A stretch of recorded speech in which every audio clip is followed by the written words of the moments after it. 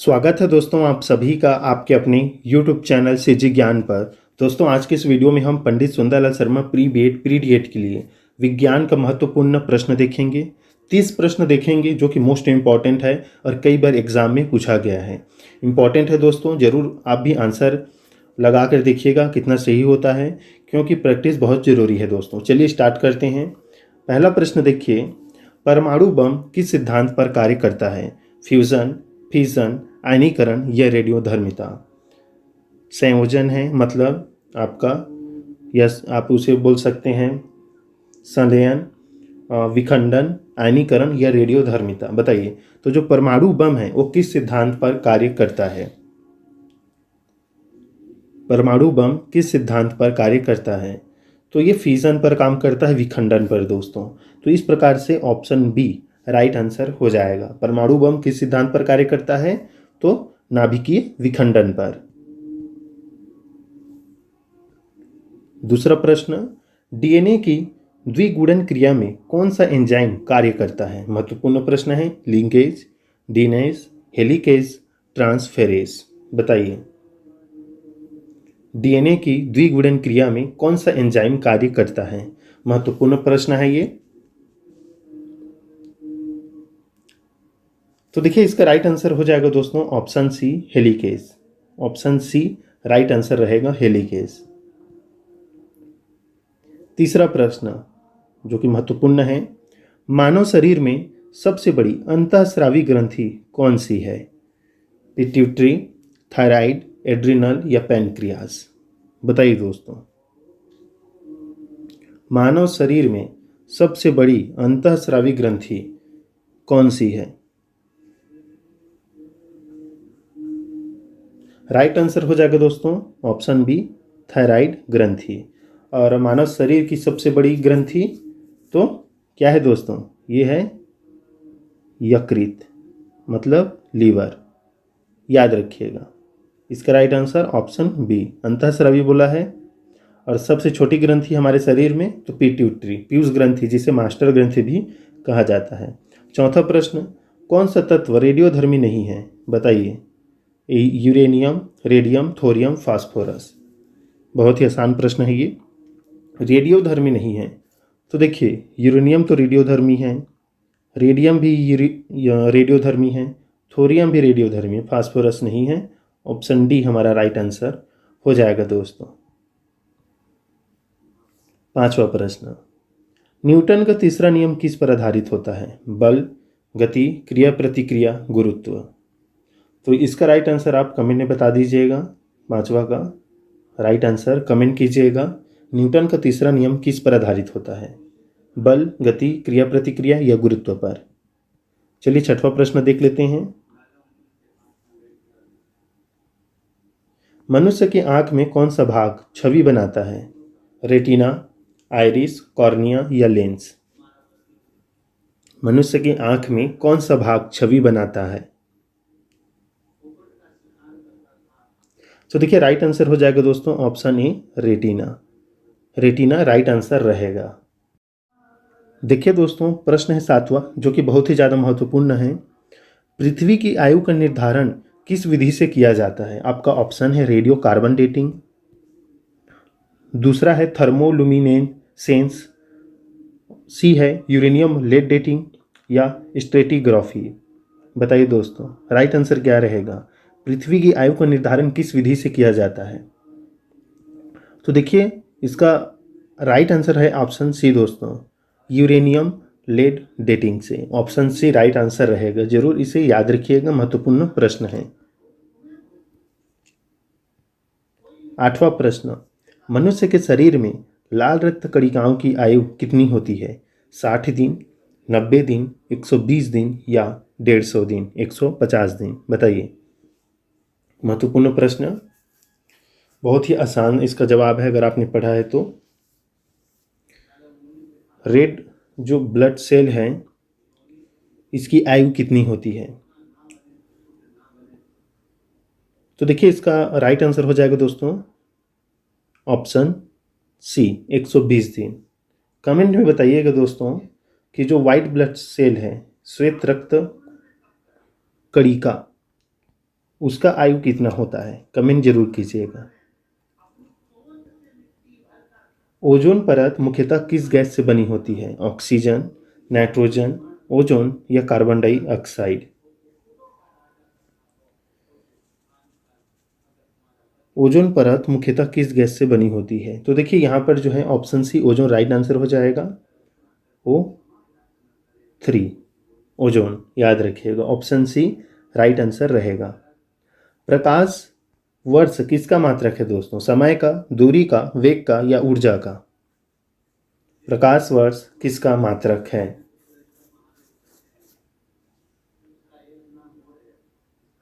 तो इसका right answer हो जाएगा ऑप्शन बी दोस्तों, दूरी का। 11वां प्रश्न, प्रकाश की चाल अधिकतम किस माध्यम में होती है? जल में, कांच में, निर्वात में या वायु में? प्रकाश की चाल अधिकतम किस माध्यम में होती है? बताइए। तो देखिए निर्वात में, मतलब जहाँ वायु भी ना हो वहाँ पर प्रकाश की चाल जो है अधिक माध्यम से होती है। ऑप्शन सी निर्वात राइट आंसर हो जाएगा। 12वां प्रश्न, विद्युत परिपथ में प्रयुक्त फ्यूज किस सिद्धांत पर कार्य करता है? विद्युत चुंबकत्व, ताप प्रभाव, रासायनिक प्रभाव, विद्युत प्रतिरोध? विद्युत परिपथ में प्रयुक्त फ्यूज किस सिद्धांत पर कार्य करता है? देखिए अभी जो हम प्रश्न करा रहे हैं ये प्रयोगशाला परिचारक एग्जाम के लिए भी इम्पोर्टेंट है, उसमें भी काम आ सकता है ये। कमेंट में बताइएगा दोस्तों इसका राइट आंसर। विद्युत परिपथ में प्रयुक्त फ्यूज किस सिद्धांत पर कार्य करता है? बताइए, कमेंट कीजिएगा क्या रहेगा इसका राइट आंसर। मैं कमेंट में इसका आंसर आपको बता दूंगा। जितने भी साथी जरूर कमेंट कीजिएगा। 13 नंबर प्रश्न, श्वसन की क्रिया में कौन सी गैस उत्सर्जित होती है? Oxygen, nitrogen, hydrogen, carbon dioxide? श्वसन की क्रिया में कौन सी गैस उत्सर्जित होती है? तो राइट आंसर है दोस्तों कार्बन डाइऑक्साइड उत्सर्जित होती है। कितना प्रतिशत? तो 4%। हम ऑक्सीजन लेते हैं दोस्तों श्वसन में, लगभग 21% होता है इसमें। इसकी हम बात कर लेते हैं सबसे पहले तो कि वायुमंडल में कितना होता है। ऑक्सीजन जो 21% है, नाइट्रोजन 78%। अगर हम कार्बन की बात करें तो जो 0.0 ये होता है 3। इस प्रकार से होता है, इसमें याद रखिएगा। लेकिन कार्बन डाइऑक्साइड जो गैस उत्सर्जित करते हैं ये 4% होता है। महत्वपूर्ण है, ऑप्शन डी राइट आंसर हो जाएगा। पौधों में जल का परिवहन किस ऊतक द्वारा होता है? जल का दोस्तों, जल का परिवहन किस ऊतक द्वारा होता है? तो देखिए दोस्तों याद करने का ट्रिक है, जल है, ज से स्टार्ट हो रहा है तो ज जाइलम से। पौधे की जो विभिन्न भाग तक जल को पहुंचाता है जाइलम, जड़ों से पौधे के विभिन्न भागों तक नीचे से ऊपर की ओर। तो इसे याद रखिएगा, ऑप्शन बी राइट आंसर हो जाएगा।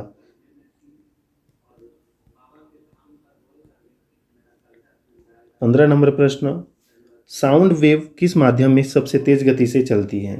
ध्वनि, बताइए किस माध्यम में सबसे तेज गति से चलती है दोस्तों? वायु, जल, लोहा, निर्वात? ऑप्शन के आधार पर बताना है। तो देखिए जो ध्वनि है वो लोहा में सबसे तेज गति से चलेगी। ऑप्शन सी राइट आंसर रहेगा। 16 नंबर प्रश्न, कौन सी किरणें डीएनए को क्षतिग्रस्त कर सकती है? रेडियो तरंगे, अल्ट्रावायलेट, इंफ्रारेड, माइक्रोवेव? कौन सी किरणें डीएनए को क्षतिग्रस्त कर सकती है? तो देखिए इसका राइट आंसर हो जाएगा दोस्तों ऑप्शन बी अल्ट्रावायलेट पराबैंगनी किरणें। ऑप्शन बी राइट आंसर रहेगा। सबसे कठोर पदार्थ कौन सा है? हीरा, लोहा, कोयला, स्टील? तो इसमें ऑप्शन ए हीरा राइट आंसर हो जाएगा। अगर ऑप्शन में कार्बामाइन होता तो ये सबसे ज़्यादा कठोर है हीरा से भी।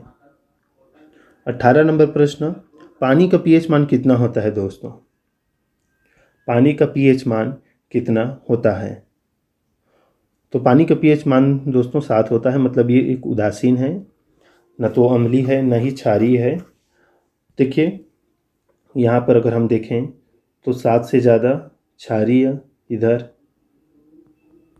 ये क्षारीय प्रकृति के होते हैं इधर वाले, और जो कम है वो अम्लीय प्रकृति के। तो कमेंट में ये बताइएगा दोस्तों, जैसे आपको क्या क्या पता है, जैसे पीएच मान में पोटेंशियल ऑफ हाइड्रोजन, जैसे मूत्र का पीएच मान कितना होता है, रक्त का पीएच मान कितना होता है, अगर पता हो तो कमेंट जरूर कर दीजिएगा। कौन सी गैस पीने के पानी को कीटाणु रहित करती है? Oxygen, chlorine, carbon dioxide, sulphur. तो पीने के पानी को कीटाणु रहित करती है दोस्तों ऑप्शन बी, क्लोरीन। परमाणु क्रमांक दोस्तों 17। प्रकाश का अपवर्तन किस कारण होता है? गति परिवर्तन, द्रव्यमान तरंग दैर्ध्य, घनत्व परिवर्तन। तो प्रकाश का अपवर्तन होता है दोस्तों घनत्व परिवर्तन के कारण। ऑप्शन डी राइट आंसर हो जाएगा। सरल माध्यम से जो घन माध्यम है इसमें जाता है, जैसे वायु से जल में, तो इस प्रकार से घनत्व पर ये आधारित होता है। अम्ल वर्षा का मुख्य कारण क्या है दोस्तों?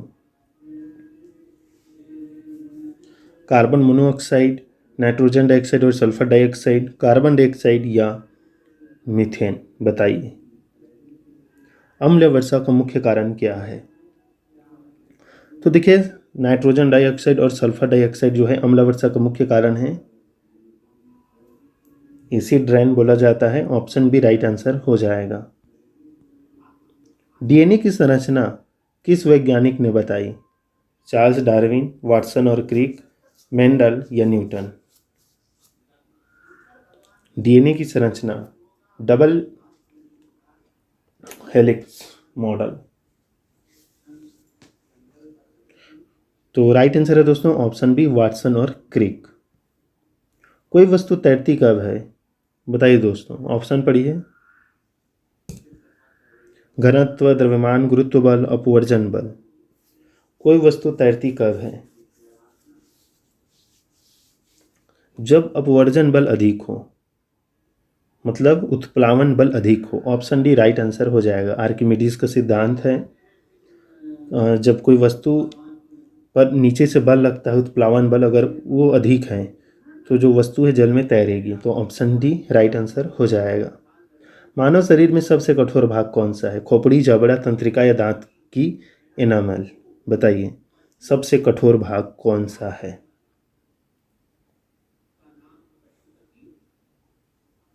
तो देखिए ऑप्शन के आधार पर ऑप्शन डी दांत की इनेमल जो है ये सबसे कठोर भाग है, और जबड़ा भी है, ये जो भी मजबूत होता है इसे भी याद रखिएगा। ऑप्शन में अगर ये न रहे और कोई भी रहे तो ये जबड़ा बहुत ज़्यादा मजबूत होता है, ये भी याद रखिएगा।